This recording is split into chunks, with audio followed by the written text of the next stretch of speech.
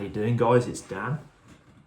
I wanted to do this video about how I solve problems with a piece of paper, and I'm sharing this because I've found that this is the best way that I've found to solve problems in my personal and business life as well. So business life, I've had a window cleaning business that I hated and I sold it. And personal life, you know, if I'm just being frank, drugs. So I don't have any of those problems now, and I've actually got a really lovely personal life. I have done for a long time now. So how do I use a piece of paper to solve my problems? This is really related to in a business context now, specifically for a window cleaning business, because I've built and sold one, and then now I'm building one again from scratch. Here is how I solve the problems along the way. So the first part of that I do for solving a problem, I've got my steps written out here, is that I need to first clearly define what the problem is. So a good way that I do for that in how do I define the problem is I'll say, like, could I define that problem to somebody else? And these are the ways that it has to be done. So I can't define the problem in a way that's like a statement of fact, because I've experienced this from other people, and I'm well 100% sure I've done this myself. It can't be like a statement of fact that it's almost like they don't have a problem or you don't have a problem. So it can't be like as a statement of fact. It can't come in the form of a big long story. And it has to be nice and short and concise, because if you've truly defined a problem, there will be one simple question. So the example I would like to give is, for example, if I'm driving my van. So right now, when I'm driving my van and I put the wheel on full lock, I can feel a very slight knocking feeling. So I can easily define what that problem is. I turn the wheel, and when I'm driving, I feel a knock. So that is the problem that I'm facing. Now, let's say I'm speaking to I don't know what to do. I'm brand new to driving.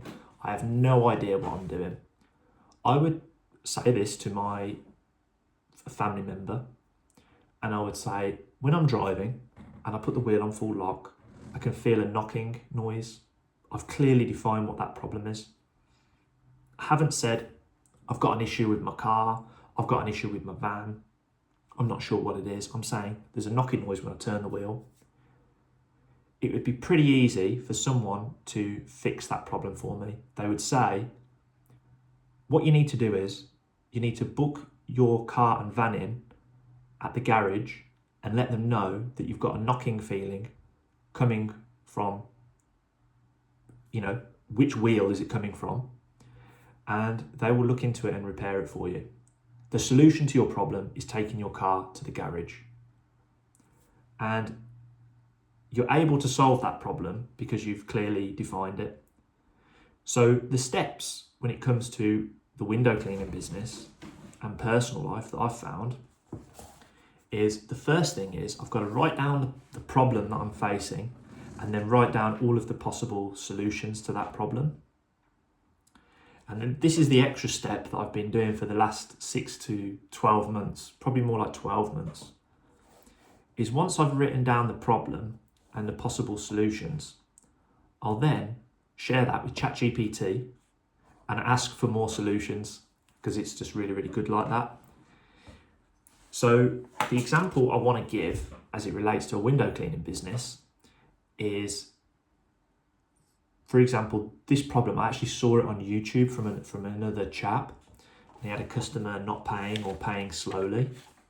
So I thought this would be a good example. So here are the things as it relates to customers paying slowly. So if I've got a customer that's paying slow, the first thing I want to do is define it. So I want to define, is it all customers that are paying slow? Is it one or two customers that are paying slow? So right there, I want to define, oh, it's Jackie. Sorry, Jackie. It's Jackie that is paying slowly. Okay, so now I've identified that Jackie is paying slowly. I want to write down all of the possible solutions to that problem. So I might start looking at things like, did I send terms and conditions? Do I have terms and conditions? Do I have them on Go Cardless, which is another solution to that problem? Have I asked Jackie why she can't pay on time? I want to get feedback from Jackie. And then once I've got possible solutions to that problem, I can then start there. Like, I've got a problem that I'm facing that I can clearly define. It's customers that are paying slowly. No, it's Jackie's paying slowly. I can specifically look at Jackie there, the setup that I've got with her. Have I sent her terms and conditions? Have I asked Jackie why she can't pay on time? It's as simple as that. Now, it's very easy to look at that specific problem and say, Jackie, the problem with Jackie is that she's not on Go Cardless. That would be the very simple answer, because you're looking at one small element of the business and you're not looking at the whole picture. You're going, okay, Jackie's not paying because she's one of the few customers that's paying by bank transfer, or she's one of the few customers that's paying, like, I invoice her after the job and she has to put her credit card information in and do it manually. So if I remove that feature from Jackie and force her onto Go Cardless, I will solve that problem. In some ways, that is correct. But the problem with Jackie potentially could have come a lot earlier. So there's this principle.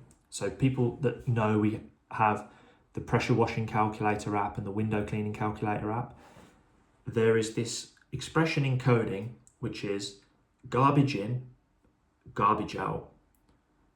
So if you put bad inputs into the system at the start, the initial conditions, you're going to have bad outputs at the end. So customers that are like Jackie, it might not necessarily be that the way that you're collecting the payments is bad. It might be because you are priced in a way that allows you to have customers like Jackie. Garbage in, garbage out. The initial conditions that you start for your business will continue over time.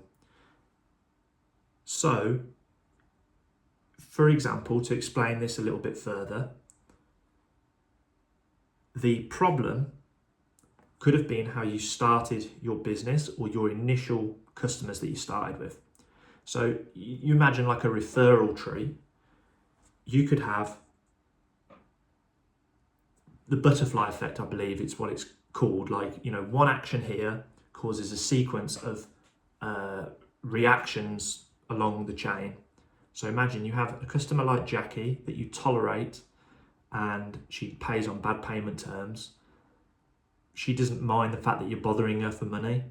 Customers like Jackie refer other customers that are potentially like Jackie, and you introduce these customers into your business, and the root of your problem might not just be Jackie is not paying on time. the issue is the fact that they're not on Go Cardless. The actual root of your issue could be that your pricing is so low that you're attracting lower quality customers like Jackie, who are then referring their other low priced customers into your system, and the initial conditions that you have started with are actually the problem. So, what I would, so this is like a interesting video for me personally, because I didn't realize that when I sold my business, I kind of kept my prices quite low and it attracted bad customers. And even if they were all on direct debit, that is one way of filtering your customers, but price is as well. So what I encourage you to do is, when you have a problem, try and clearly define it, write down what the problem is, write down possible solutions to that problem, consult with ChatGPT, and also don't individually look at the problem in your business in an isolated way. Look at the problem in its entirety. Looking at a problem in isolation will potentially be a misdiagnosis of the problem that you're facing. Think of health. A doctor is supposed to look at your body in a way that is in a systematic way. They're not just going to look at your heart. They will need to look at your heart cardiovascular system. They will need to look at your diet, your lifestyle, all the other areas of the system basically will influence each other. So when you have a problem, define what the problem is, and also be cautious that looking at the problem on its individual level can be a misdiagnosis as well. So so try and clearly define what your problems are by writing it on a piece of paper, coming up with all the possible solutions. And the last and final step is, if you can't solve your problems, or even if you can solve your problems, there's such a potential for a misdiagnosis. It's really to have somebody that is like a mentor, really, that is further along than you, that knows a lot more than you, that can see your blind spots, and they are able to correctly diagnose the problems in your business. Because the worst thing is to misdiagnose an illness in your business and for you to give it the wrong medicine. So I would suggest that you write down your problems, which is what I do and I am doing. Try and do your best to define the problem and share it with somebody who has what you want or is a lot more experienced. And be very, very careful who you share your problems with, because it's very easy to get a misdiagnosis. Their conditioning, their mental conditioning, when you're in that vulnerable state of sharing the problem, can influence you and cause a misdiagnosis. I hope you found that valuable.